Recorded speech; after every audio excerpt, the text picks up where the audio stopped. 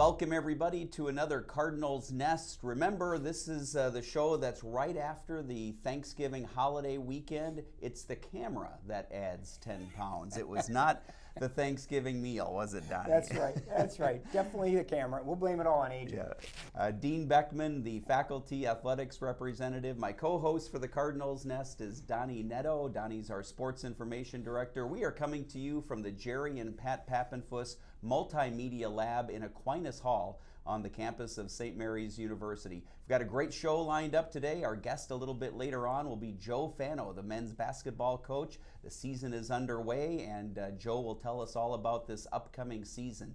Donny, we've got some other sports to get to, but welcome back. Happy Thanksgiving. It was a happy Thanksgiving. Nice little break, and now it's back to action and time to get rocking and rolling. Yep, absolutely. We're going to start off with men's hockey action, Donny. They had a very important MIAC weekend matchup with Augsburg, and then a non-conference matchup right away on Tuesday, right before they left for Thanksgiving break, against Lawrence College, and it was a much-needed victory, non-conference victory over Lawrence College. I think kind of helped soothe things over after kind of a rough start for the men's hockey team. Absolutely, it was a very important game for them, especially heading into a break. They dropped a couple of games to Augsburg, a nationally ranked team, and certainly a power in the West. And they needed that game against Lawrence, and they played very well. I talked to Coach Egan, and he was very happy with the way they played, especially, like I said, coming into the break, because you take 3-4 days off, and if you have to stew on a loss, that's a tough way to go through Thanksgiving. But for them to get goals from three different people, Thomas Magnavite, Gabe Potic, and Nikita Shebarov.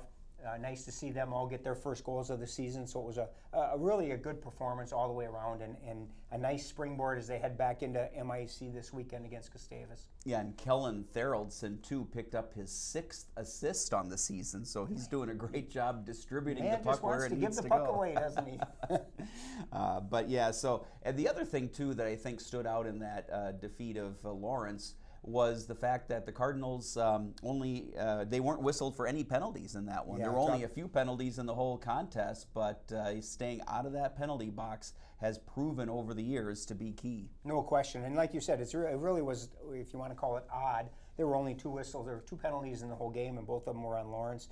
I think that's important, and it may seem like a little thing, but to go through a 60-minute game without a penalty, you don't have to skate shorthanded. You get to be at full strength the whole game. That's a big deal, and I think that certainly was one of the things that helped them against Lawrence. Yeah. Now the women's hockey team, they also had a weekend matchup against Augsburg before Thanksgiving break, and a Friday night performance to remember from one Jordan Keeley and really the entire hockey team. But that Friday night win by St. Mary's helped to earn Jordan Defensive Player of the Week in the MIAC. She had a great weekend. She had 39 saves against Augsburg in a 4-2 win, and then turns around the next day on Saturday and comes up with 49 saves in a 4-2 or in a 3-2 loss. So she certainly did what she's expected to do, and this is exactly what Coach Murray wants from her. Is you've got to be there, and you've got to be the brick wall for us, and she certainly came through. Certainly, congratulations on Defensive Player of the Week. That's a great honor, a great individual honor. But I think more than anything, that win on Friday night to get them rolling was certainly good. And we talk about going into a break. Well, they've actually been off for almost 2 weeks as they head into their conference series this weekend. And I'm not sure who did the scheduling for her, but boy, they've they're going to play 10 games here heading after this weekend, and all 10 will have been against teams that have at least received votes in the national poll. So it's certainly been a tough start to the season in terms of competition, but I think they really have things turned around a little bit and are really starting to play very well. Yeah, and you even mentioned the loss on Saturday. That was Faculty and Staff Appreciation Day, so there was a good crowd at the home arena for that one. And even though they lost, played very well and took Augsburg right down to the wire. Yeah, it was a great game, and I think, a one-goal game like that, you never know. I mean, that's a bounce, and we can talk to Coach Fano about it. I mean, that's a shot that hits the rim and doesn't go in. That's the difference in the game, and that's right where they're at. They're right there. I think they've proven all season that they that they can play with the best in the country. Now it's a matter of finding a way to get over that hump and turning those 1-goal losses into 1-goal wins. Yep, absolutely. So we switch now to basketball. We'll get Joe in here in just a little bit, but first we'll talk women's basketball. And Donnie, they also kind of need a break to go their way. They just haven't been able to put 4 quarters together. They've had some outstanding quarters. They've had games where they've had leads even at halftime, just haven't been able to close out those games. Yeah, I think you put it perfect in that they haven't been able to put a whole game together. They put together some very good quarters, and right now Coach Foley's just got to figure out a way to get all of those pieces to fit together so that they can put together a perfect 4-quarter game. They're getting great offensive performance. Izzy Gettleman had 20 points against McAllister in their last game, and Caitlin Cruz had her first collegiate double-double with 11 points and 10 rebounds. So they're getting some strong individual performances. Now it's a matter of getting everybody playing on the same page and kind of putting it all together. I just wanted to give you my 2 cents on 4 quarters. That's probably a problem for our quantitative reasoning class to solve. But, I think, too, obviously, they want Brooklyn Singleton to be the go-to, or Brooklyn Paulson, rather, to be the go-to player, and she has been for St. Mary's, but opponents know that, too. Yeah, there's so I no think secret they've got to there.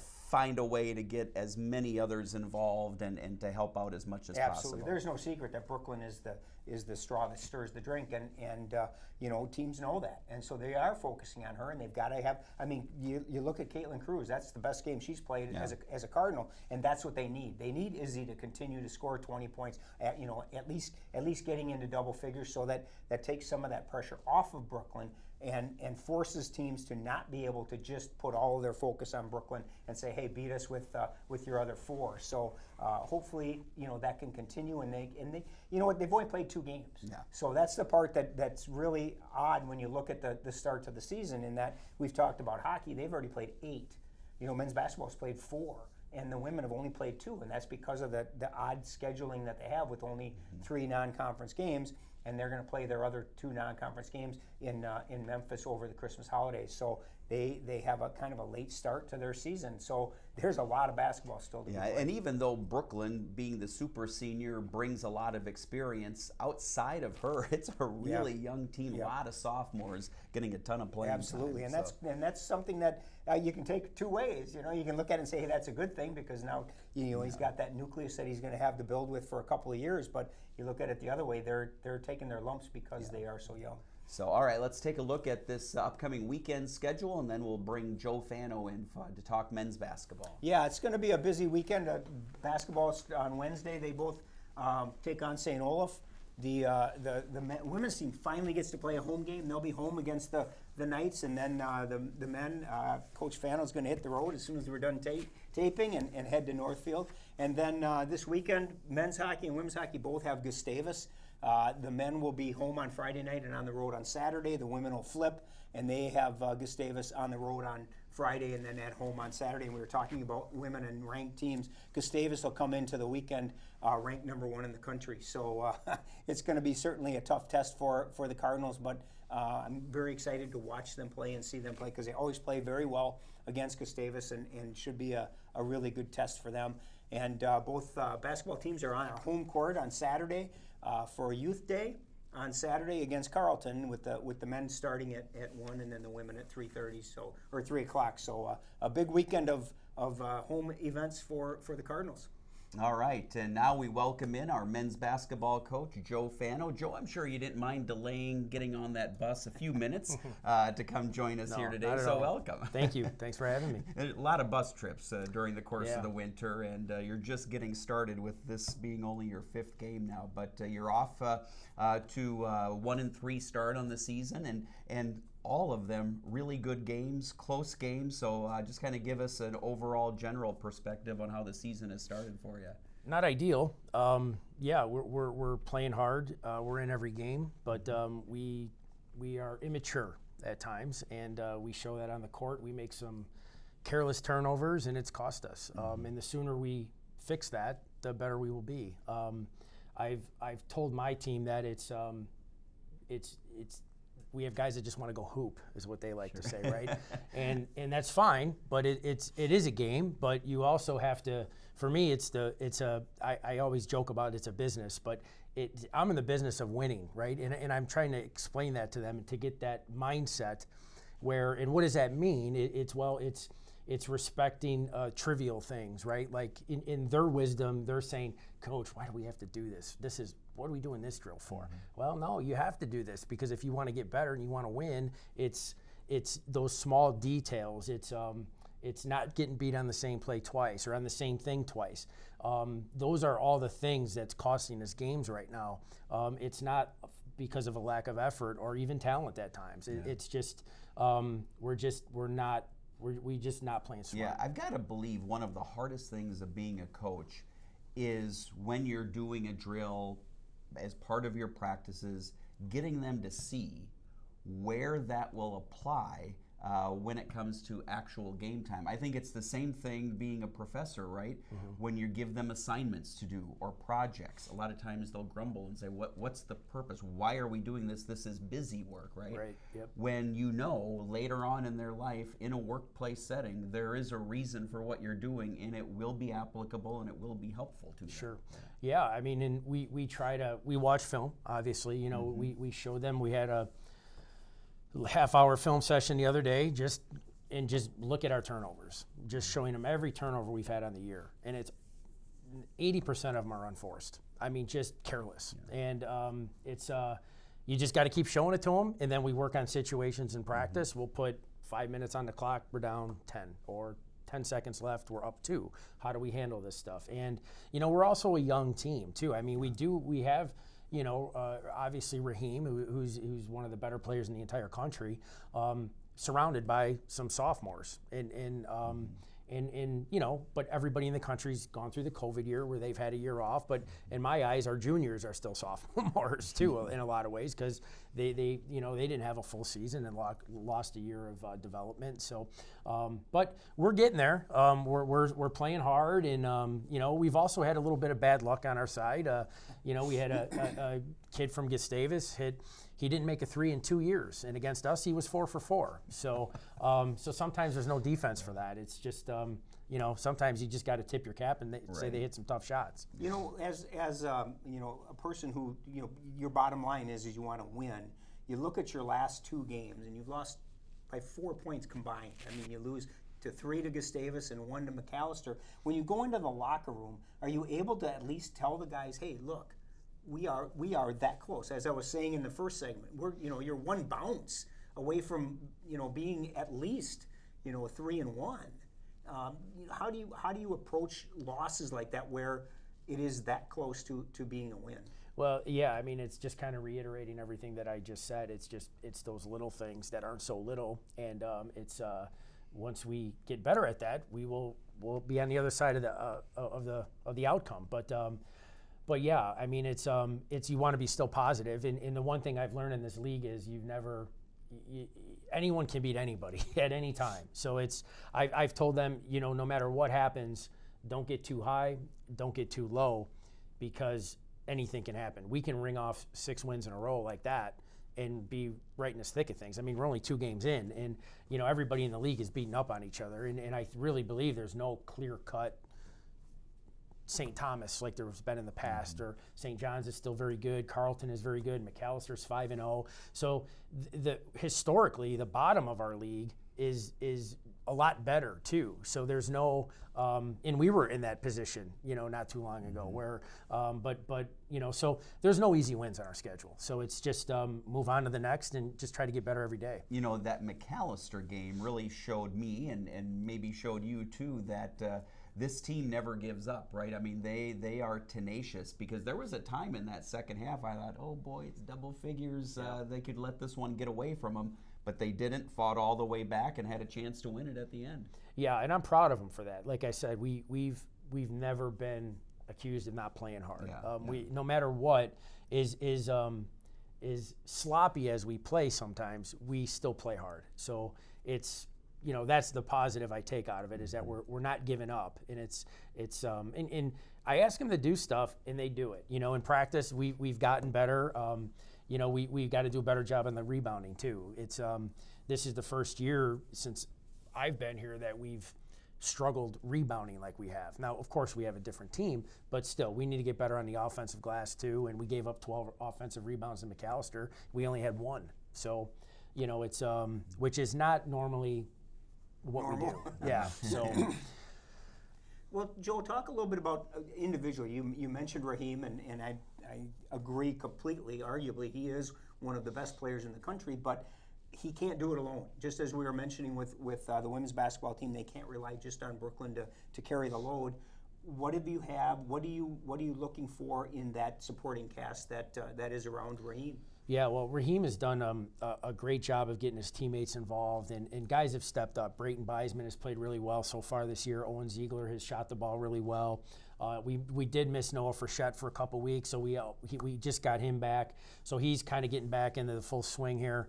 So he's going to be a big help. But for them, it's like if you're a great shooter, it's a dream to play with Raheem because he's getting double and triple teamed every time. Just all you got to do is knock down a shot, and he's getting assists. And these guys have stepped up. It's defense is where we're struggling a little bit. Offensively, our numbers are much better than it's been, but those guys have all stepped up to help out Raheem. And I know our bigs. Help Raheem too. I mean, it's because Raheem is also getting he's 9 boards a game, and Jabari Sawyer is our second leading rebounder. So they're all kind of helping each other out. But yeah, Raheem's a dream to play with. Like I said, he's got and he's so unselfish. He'll pass you the ball. Raheem doesn't come out thinking, I'm going to get 30 tonight, or I want to get 20, or whatever it is. Raheem just wants to win, and if it means getting 10 rebounds and 10 assists and 5 points, then that's what he'll do. So the other thing with Raheem that at least in the early goings and the results seem to indicate he worked on his free throws in the offseason, right? Shooting much better at the line. Yeah, well, I hope he didn't jinx it now, dude. I hope not too. But yes, he did. He's worked hard. He's always in the gym. He's always in the gym. He's working on his game. I mean, yesterday he shot the lights out from 3 yesterday. And I'm like, save some of those for tonight. So, it's not for a lack of effort. Like I said, he's always in the gym getting better, and it's something that he knows he needs to work on, and he has, and hopefully he continues to do that. Joe, how difficult from a coaching standpoint and even from a playing standpoint is the first semester? Because you played 4 games. Then we went on Thanksgiving break, so you basically had almost a week between games. Yeah. Now you'll play today, Wednesday, Saturday. Then you play the following Saturday, Tuesday. Then you're on another break before we come back from Christmas. Is the first semester more difficult to coach than the second, where it's boom game, boom game, boom game, and it just kind of becomes 2 months of normalcy? Yeah, it's tough. I mean, but at the same time, I mean, everybody in the country is going through the same thing, so it's not ideal. I said that the other day. I think it was to my assistant. I said, it's crazy. I'm like, we just had Thanksgiving break.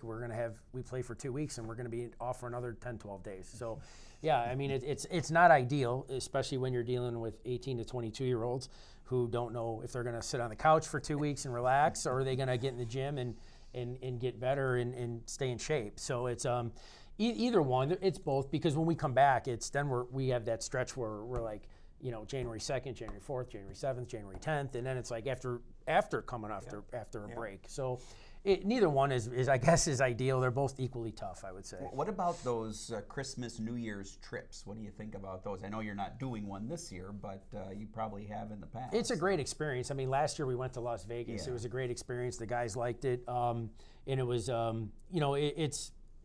it's a team bonding thing too. I mean, I have no problems with it. I enjoy it. And we are going to Chicago this year. We're not getting on a plane anywhere, but we are going to North Park on December 30th to play. So that'll be our first game back, and then then we got right back at home on January 2nd. So we'll have a couple weeks off and 4 days of practice, and we're right into a game. So, but like I said, every other team is going through the same thing. So it's not like it's just us. So if we're rusty, everyone else is going to be rusty. I found it interesting. You made a comment a little bit earlier. We're talking a little bit about the conference, and I know when we were walking over, it's almost like the conference is condensing into that good. It used to be where you had 3-4 teams that were at the bottom, and you had 3-4 teams that were for sure at the top. But this year, St. John's is probably still the team to beat, But rather than being ranked in the top 10, they're ranked number 25. Right. And you've got these other teams. I mean, Concordia just beat them. So Sure. it's like, or St. Olaf just beat them. Yep. You know, it seems like it's condensing in a good way. Yeah. Well, yeah, and that's the thing. There's no, like I said, there's no easy win. Every game is tough. Every game you have to prepare for, and anything can happen. And like I said, you can't get too high or too low because there's the next game coming, and forget about if you lose, you forget about that one and move on to the next. So, but yeah, it's very well balanced. The league is very well balanced.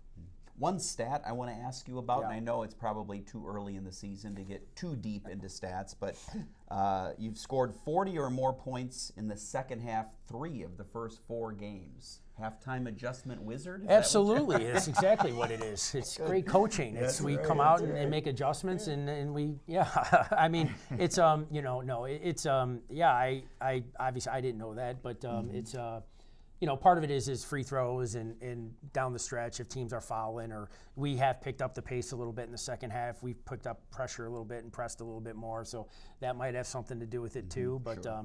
but yeah, no. Well, if we can do that in the first half, Right. we'd be Yeah, we'd be exactly. 4-0. Yeah, So- come out on all cylinders Yeah, this first right, half. right. Joe, you enjoy playing at home, but I know that you've also said that you like going on the road. What is it about going on the road that you know kind of appeals to you besides the bus trip? Because I love the bus trip. So. I don't mind some bus trips, but I tease my fellow coaches in our league. They're so spoiled because they travel 15 minutes, 10 minutes, and they're there. And I'm like, they complain about driving 2 hours to Winona. I'm like, give me a break. I'm like, we're doing that every game, so at minimum 2 hours. So except for Olaf and Carleton, those are our 2 quickest ones. But yeah, it's. I'm sorry, I forgot your question. Though. I just asked you enjoy playing on the road. Oh yeah, it's just I don't know. I just a different energy, a different feel.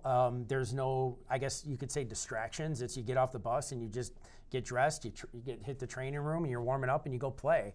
I don't know. It's just a different energy, I guess you would say. So and I think it's you know, the home team is. I think it maybe has put a little chip on our shoulder maybe a little bit where we're going into the home team and let's go win it at their place in front of a crowd that is obviously going to be cheering against us. So yeah, it's just a different energy.